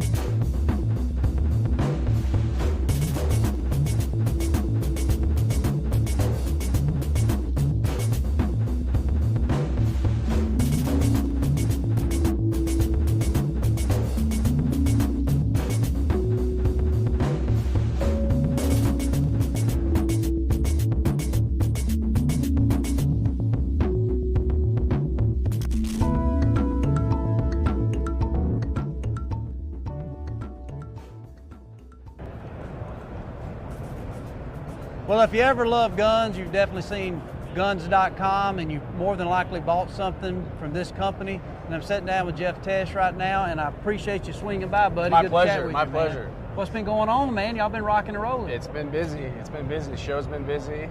First day goes by like that, but it'll be a busy week, and our business has been absolutely on fire over the last several years. So we're pretty excited about the future. That's awesome, man. Yeah. I've always thought, like, when because guns.com, I've certainly been on there. You always shop, and I've always thought, I know there's a lot of female shoppers that go on there and buy guns, and obviously buy gifts and stuff. But it's kind of like, I feel like it's a little bit of revenge on all the stuff that my wife buys online. Because I still say guns most likely is the guys that's dreaming of the new model and the new things and the new adapters and all these things you can get for your guns. And how are you able to put together and organize all the product that you guys can supply to the hunters, to the military guys? That's amazing. What kind of process do you go through? Are you walking this just totally the show and just trying to make connections on how to put a better program together, so a little bit of anything and everything somebody would need? Yeah, first of all, we are equal revenge shoppers, so yes, husbands can get after their wives can get back to their husbands. That's right. That's right. We welcome it all. But yeah, I mean, we're unique. We're a marketplace through and through. That's what we are. But we're unique in the fact that most of the inventory we are selling is represented by independent brick and mortar locations all over the country. So from a product sourcing standpoint, we're partnering with those dealers to have them list their product with us and just be part of our network. But then we also kind of sit in between the manufacturer, who's trying to talk to the end consumer, and we can help them with paid marketing opportunities, and we have a very sophisticated email process. Everybody's emailing now, but we have a great reach to that consumer that we can put their brand in front of, their message, whatever they want to do. Right. And then of course it's all about the consumer at the end of the day, and we believe we've created a very user-friendly model that is kind of Amazon-esque, if you will, in terms of that's shoppability. I was thinking of that that way, because not to judge you on age, but I feel like we're similar in age, and it's amazing to me of what you can do now, just literally sitting in your easy chair, and what you can find, and because you kind of grew up, and obviously I know y'all still support a lot of the dealers out there, and they're still, go kick a tire, go check it out. But at the end of the day, the ease of which you can shop and buy things right there from your house or your office, it's amazing. Did you ever think you would ever see it get to this point? I started this industry in '99. Right. Y2K was a big thing. Remember that? Yes. Oh God, the world was going to 2000. What do we do? It's New Year's Eve. We're all sitting Prince there even had the song. We're going to party like it's 1999. Right. Yeah. So I guess that means I'm not going to call you old, but I feel old, I guess. But yeah, I mean, it's well documented. You don't need to talk to me about it, but the world of e-commerce in general, in the industry, is rapidly changing. The COVID pandemic accelerated e-com and just online purchasing in general, probably 10 years. Yeah. And I think a firearms or ammo or accessory shopper, they're no different than the other shopper that is going online because of convenience and selection, and pricing is important too. But it's amazing how many firearms we sell at 2 in the morning, right? Someone's maybe working the night shift, getting off, and that's when they make their transaction. So we never close. We're open 24/7, and I think that's what makes y'all's business model so unique, is the thought that there's certain things you feel like you can't get online. Yeah. But y'all have made, at least from the firearm, the ammunition, accessible. Yeah. So if you are somewhere and you're thinking about it, and men, I always said, men don't do a lot of shopping. We buy. When we finally, our trigger, we get it. And so what do you think? I mean, some of that obviously is what makes guns.com so unique, but what are some of the things you think make you guys so unique? Selection, for sure. Mm-hmm. You kind of touched on this, but if you live in small town USA and your local gun shop maybe doesn't have the gun that you really, really want, you can't put your hands on it, you're going to likely go online and try to buy that. The journey might start at, a manufacturer's website, or they might just start at guns.com, but our hope is that they find that product that isn't available everywhere, and they can purchase it. But we're we're fulfilling that order through a dealer, right? So we're helping the industry. We're helping, we really believe in helping the firearms industry with that kind of vitality of turning that inventory over and pulling it through the channel, and not just maybe through a distributor or direct manufacturer. So, right. yeah. Basically, being able to broker that shopper to the dealer, to somebody close, or somebody that you still are possibly helping the mom and pops. That's right. That you're driving them in. That's right. And when the gun's bought, I'm sure they get opportunity to make some money on it. But then, when you go pick the gun up, obviously you get an opportunity to. Yeah. It might be a sling, might be a holster, swivels. If it's a range, they might offer training, or they might, sign them up for a class, or fit them for that holster that maybe isn't as good of an experience online when they can do it in person. So I think there's lots of opportunity there, and I think when it comes to this industry, we have to decide: is the internet going away, or is it here to stay? I think it's kind of here to stay, right? And e-commerce will only continue to grow. So if I'm a manufacturer, I've got to figure out how to talk to that e-com consumer. If I'm a dealer or a seller, I got to figure out how to access them online. And to do it yourself, it's expensive. Oh, no doubt. Yeah. What's the typical turnaround? Say a guy finds a gun he wants, goes to guns.com. What is a customer looking at? Well, we could have, if kind of the happy path of the order, that firearm could be shipped to their location as short as like 36 hours, maybe 24 hours. Yeah. Our sellers. It sounds kind of corny, but we really strive on partnerships with our sellers. There's 80,000 FFLs in the country. We work with a couple thousand of them, so a very small segment. Because we want the big, kind of the best, not necessarily the biggest, but the best operators that support our mission and wanting to deliver a really great consumer experience. So shipping on time, confirming inventory on time, all those things are kind of a part of that equation for us. Right. But how is it going with? I've heard all different legislation on the cans or the silencers, which are a huge hot topic. Yeah. Is that getting to the point where that's something that can be purchased on guns.com? Is it still a process? Yeah, we do sell suppressors, and we fulfill a lot of those through our dealer network. And it's a little different. You have to go to a SOT and still process a Form 4. Tax stamp has now gone to 0. I was going to say the tax stamp, they just made that exempt essentially. It's $0 right now. The stamp itself still exists. The process is the same. The cost is now down to 0. So, stay tuned to probably future legislation on that, because you have a process, technically a tax that. So the 0. processing probably I would imagine it's jammed up right now. It is, right? But the ATF is catching up. The Form 3s, which is a dealer-to-dealer transfer, the first step of that, they're being processed fairly quickly, and Form 4s, I think that will come down. Over the next probably couple months would be my guess. But, I got you. Yeah. From a hunting perspective, I've never had a can. I've obviously got a lot of fun rifles I like to hunt with. But once you shoot a can, it's like you don't ever want to shoot your old gun again. I hunt exclusively with suppressors now, and I'm a hunter. I love hunting for sure. But like you just said, I've got other rifles that I've had for years that I can hear them kind of whimper when I leave for a game. I know, yeah. Because you're leaving without Feels like me? a neglected kid. Just because, I live in Minnesota, which I guess I can say that right now with everything going on, but I don't live in the crazy part. I live in central Minnesota, but we have hunting property in far northern Minnesota, and it's a traditional deer camp. And it used to be when all of us guys were in our 20s, it was about, what guys do in their 20s in camp. Right. Now we're older with our kids and the wives, and it's a family event, potluck, food, all that. But we all sit together in a stand, in an 8x8 enclosed stand. And when you have a suppressed rifle, you don't have hearing loss and all that kind of stuff that can happen, and it's just fun. No, it is huge. So what you're saying, being from Minnesota, you're leering on this. You're leering on this guns.com. We're leering on it. That's exactly right. Had to throw that in there, man. Ouch. That was awesome. But yeah, what's some of the new things y'all do and you feel like are really turning the curve, and like even y'all are like, wow, it's pretty cool we're able to offer this service. Yeah, you just mentioned suppressors. That's huge for us. That category's on fire big time. We recently launched auctions for our sellers and our consumers to buy via auctions, and that's rapidly growing as well. We just have a lot. Our customer reach is always growing, and bringing on new consumers to our site every month. Our growth has been phenomenal. So everything from new manufacturing guns, somebody sees something like, oh man, I love that particular gun. Yeah. That's what I want. That's kind of the modern thing. All the way to collectibles. 100%.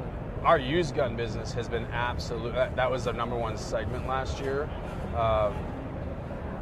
that during the pandemic, all that used inventory flushed out of the market with every firearm, right? Yeah.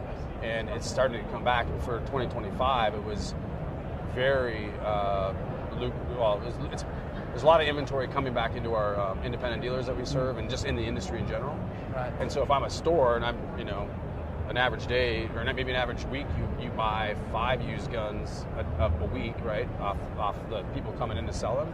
I've got stores now that have gone to 5 to 10 a day. Well, they need an outlet for that, right? So we can put their stuff in front of millions of shoppers, and instead of just what's in their particular market. So yeah, the used gun market in general, the collectible market is really strong, and that's sort of the legacy of the industry. I think we've got people that work for me or work for Guns.com rather, that they have forgotten more about guns than I'll ever know, right? Right. Yeah. There's like this whole side of our industry that's this that they just know everything of all the historical things about firearms. It's pretty neat to talk to people like that. That is. I'm kind of like you. I love guns. Yeah. I have a pretty decently large collection, but I don't even know if I call it a collection as much as just, the man in me, if I see something like, man, I don't have one of those, so I want one. Yeah. And then a lot of times I got so many guns that I really have never even took a field, or some I've never even shot, which I'm a little embarrassed about that. But it is amazing once you kind of start looking into the gun market, especially start getting into those high dollar collectibles. I have some of my granddad's gun. My dad now, who's 73, is giving me some of his guns. He gave me just the other day this old Winchester 30-30, he bought it in 1971, brand new, and I literally went and took it and shot a deer with it the other day. Oh, really? Dude, man, it was just the coolest experience, man. Yeah. It's like part of your family. Yes. It's the heritage of it. I have on my bucket list, my father used to hunt a little bit, but he, those CVA black powder kits that you take and it's like you build a gun almost like the Hawkins CVA. Yeah, Yep. And he's a craftsman. It skipped a generation. I don't work with tools. They don't let me work with tools very often. But anyway, he built this 50 cal Hawken muzzleloader rifle. Yeah. And it's been on my list to take that afield and maybe bear hunt with it or that deer would hunt be with it. cool, man. Load it up and go crack you one. That's the legacy of our industry. Right? So that gun like that, it's got to be 50. It was your granddad's gun? It's my father built it. So your father built it, so you're still talking a 40, 50-year-old gun? Probably. Oh, yeah. Easy. Yeah, I suppose, yeah.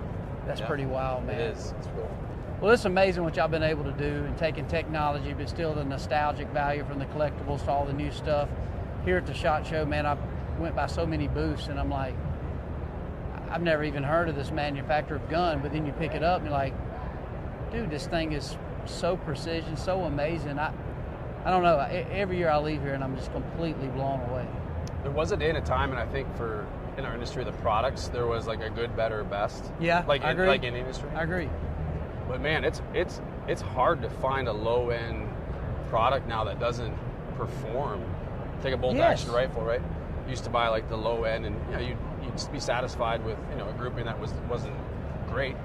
Man, now the lowest end they shoot as good as the mid to high. It's I'm amazing. blown away with that. Come a long way. That is one thing that's unique about that part of it. You can literally go spend $500-600 on a bolt gun that you might not even know the brand. Literally, okay, this fits my budget, and you go out there and the sucker's shooting inch, half-inch groups, and you're like, okay, I'll take this deer. Today's products are probably better than the average shooter can make them be, with how much people practice and all that typically, but yeah, it's amazing. I agree. Yeah. Well, man, I appreciate you taking some time out, man. Yeah, pleasure meeting you. Big fan of what y'all do, and no doubt I'm a customer and just love the ease in it. And I get nervous. My wife's over there on I don't know whether it's Gucci or one of those higher end brands, but she gets nervous when I'm on guns.com.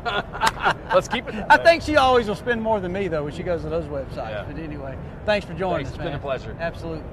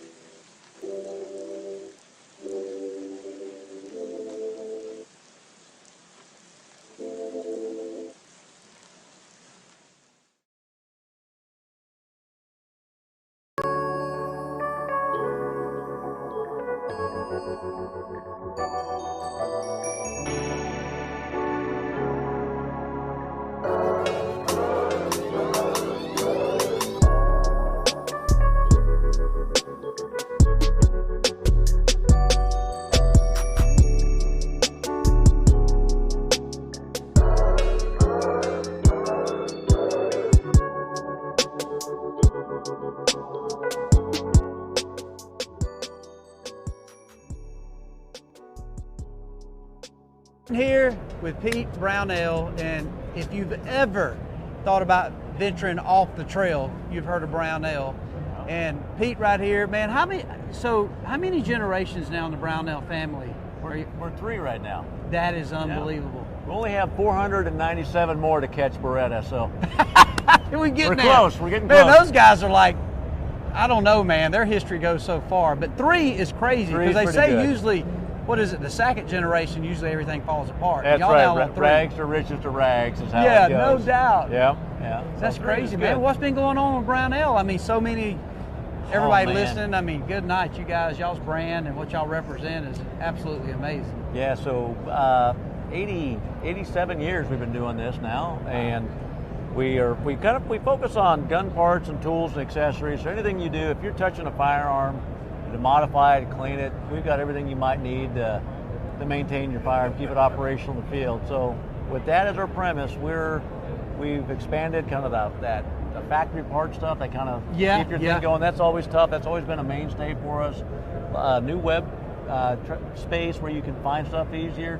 You know, when you're out there looking for something, I feel like I want to go hunt elk and I want to use my bolt action rifle, but I want something that fits me. That's what we're really good at. So our website and our content creation are kind of bar none in the industry for how-to stuff. Yeah. We've got some good guys on the gunsmiths you can call. We got a couple gunsmiths been online a couple years doing videos on how-to. That's cool. And they get nominated for most influential on the Gundies, and sometimes they'll win it. Got most dapper, so Caleb's a fantastic guy out there as well that works for our team. Just showing people how to build stuff, make it personal, and maintain that firearm out there. Yeah.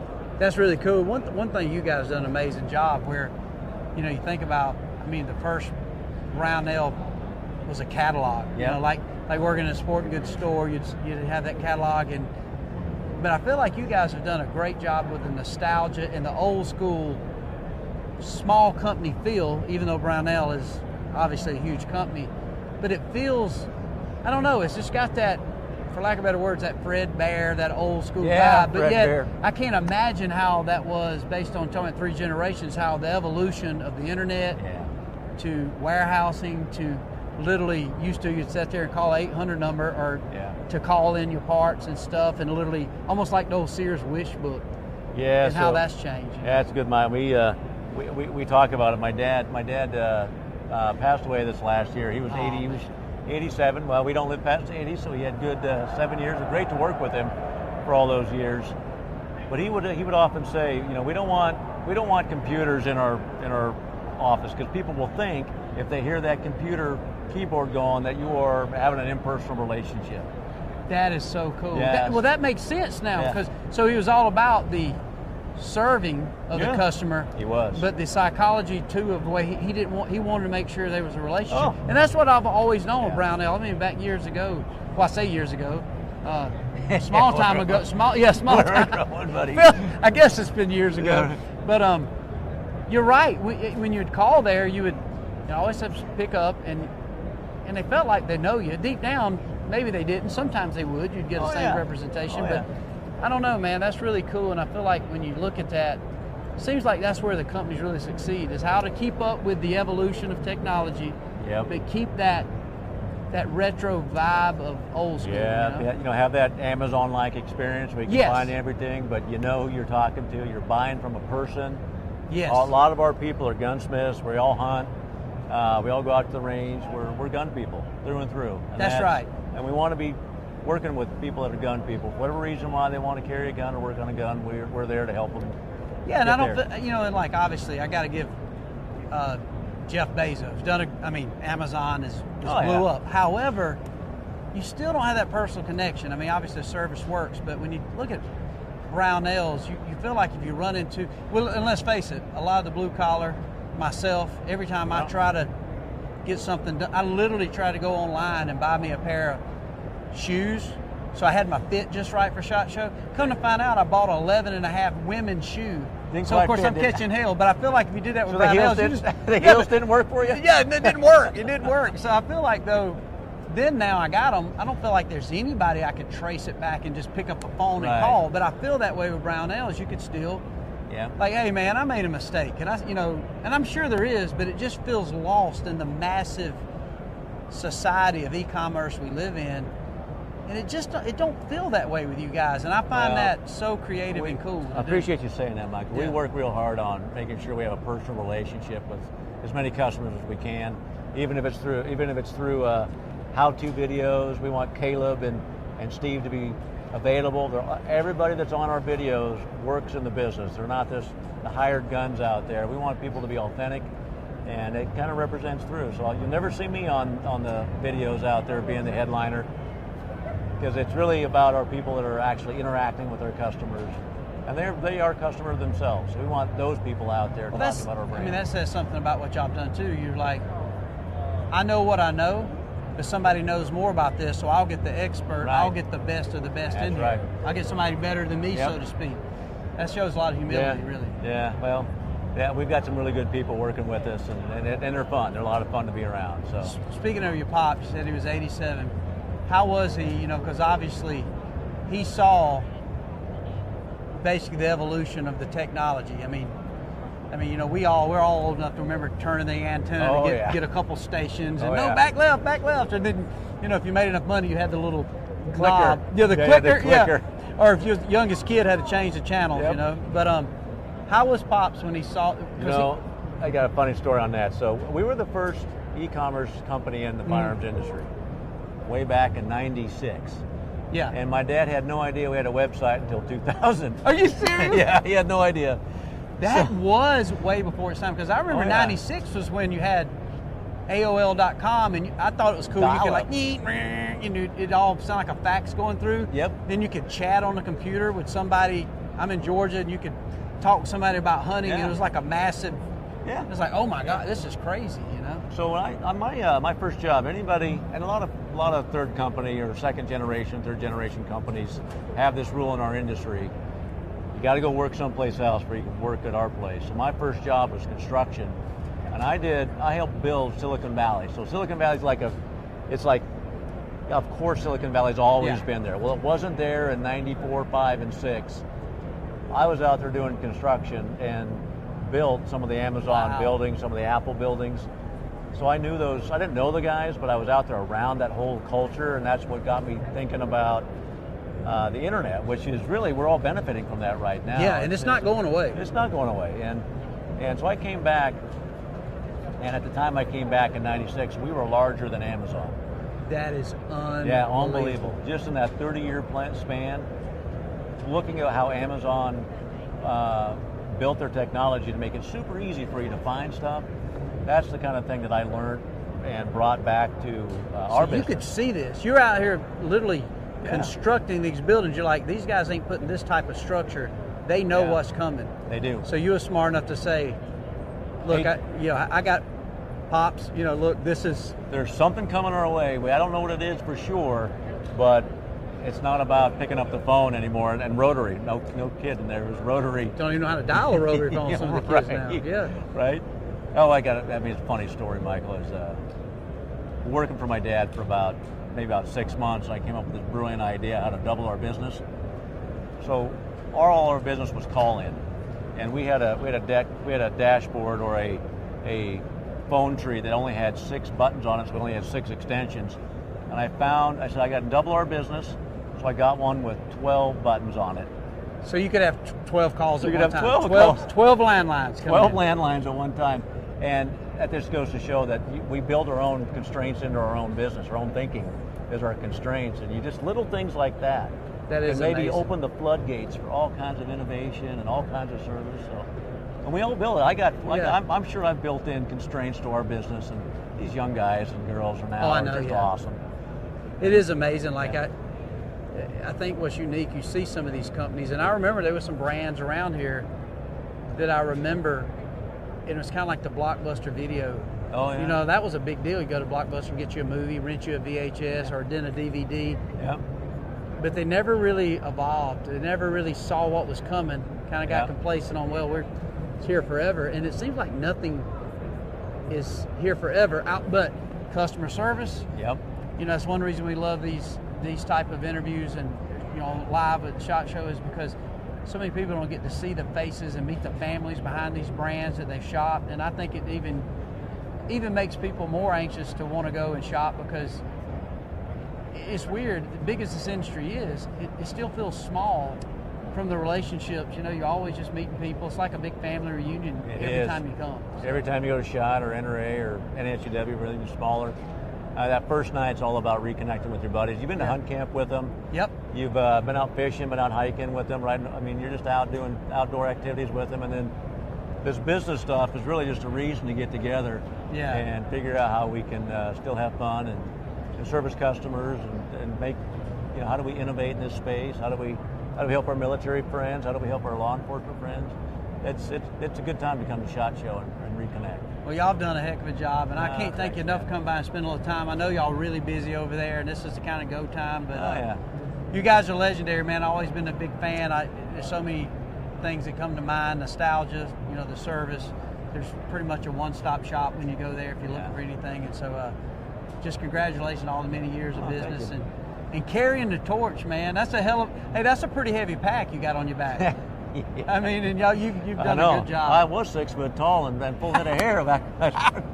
Pops put that big pack on your back, so go ahead, take it on down the road. There you go, boy. Well, you're making him proud, buddy. Thanks. Thank you, man. Yeah, appreciate Michael, it so much. Appreciate it.